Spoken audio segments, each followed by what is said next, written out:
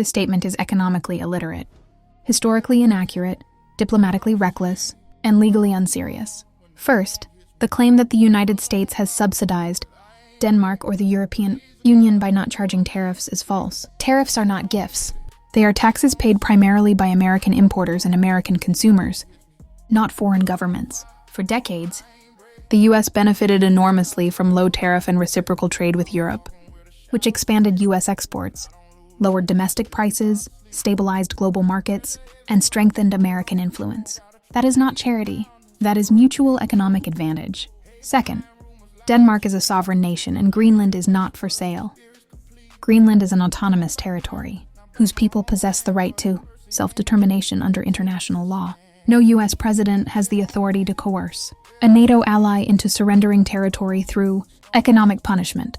Threatening tariffs until a complete and total purchase occurs is not negotiation, it is extortion. Third, invoking China and Russia as justification is cynical and dangerous. NATO exists precisely to counter Russian and Chinese expansion. Denmark, Norway, Sweden, Finland, Germany, France, the United Kingdom, and the Netherlands are not reckless actors playing dangerous games.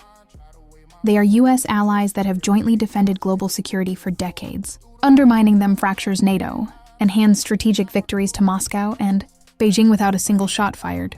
Fourth, the claim that only one man or one administration can only protect the world is delusional. Global security is not a personal brand. It is built through alliances, treaties, shared intelligence, and international law. Alienating allies while asserting exclusive capability weakens U.S. national security, it does not strengthen it.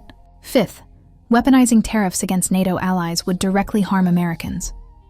A 10% to 25% tariff on imports from these countries would raise prices on medicine, energy technology, vehicles, food, construction materials, and consumer goods. American workers, families, and small businesses, not Denmark, would pay the price. In an already fragile economy, this would fuel inflation and supply chain disruption. Sixth, the Golden Dome justification is incoherent. Modern missile defense systems do not require territorial ownership to function. The United States already operates global defense infrastructure through treaties, bases, and shared systems. Claiming that geography necessitates land acquisition reflects a fundamental misunderstanding of contemporary defense architecture. Finally, this rhetoric signals instability, not strength. Threatening allies, dismissing sovereignty, misrepresenting history, and confusing trade with tribute broadcasts unpredictability to markets, adversaries and partners alike. The United States is strongest when it leads through law, cooperation and credibility, not coercion. Greenland is not a bargaining chip.